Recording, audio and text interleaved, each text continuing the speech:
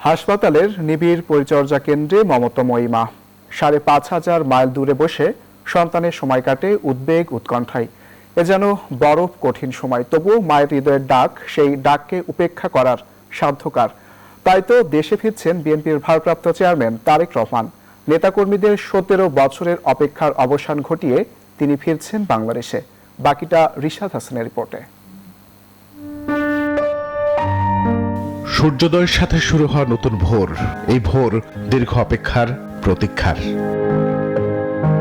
দীর্ঘতম এই অপেক্ষা এক মায়ের, যে কিনা নিজ দেশের মাটিতে সন্তানকে বুকে পেতে অপেক্ষার প্রহর গুনেছেন ৬,০৯৬ দিন।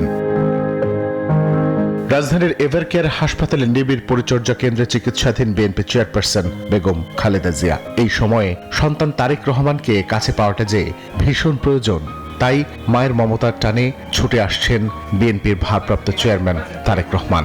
এরই মধ্য দিয়ে অবসান হতে যাচ্ছে দলটির নেতাকর্মীদের ১৭ বছরের অপেক্ষার। ২০০৭ সালে সেনা সমর্থিত এক ১১ সরকার তারেক রহমানকে গ্রেফতার করে। এরপর টানা ১৮ মাস কারাবন্দী অবস্থায় কাটান তিনি।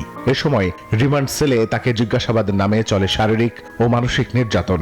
অতঃপর ২০০৮ সালের ১১ সেপ্টেম্বর জামিন পান তিনি। সেদিনে হাসপাতালে তারেক রহমানকে দেখতে ছুটে যান মা খালেদা জিয়া। সে রাতেই যুক্তরাজ্যে চিকিৎসার জন্য গমন করেন তিনি।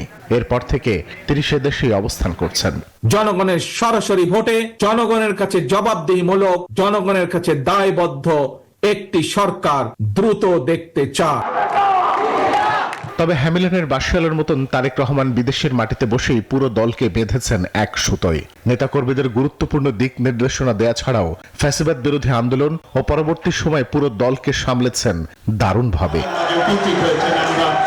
তারেক রহমানের দেশে আসা যেন বহুল প্রতীক্ষার অবসান ঘটানো। কারণ নতুন বাংলাদেশে গণতন্ত্র প্রতিষ্ঠায় কিংবা মায়ের আঁচলে ঘেরা মমতায় বলাই যায়, এই ছুটে আসা যতটা দেশমাতার ডাক, ততটাই হয়তো মায়ের মমতার।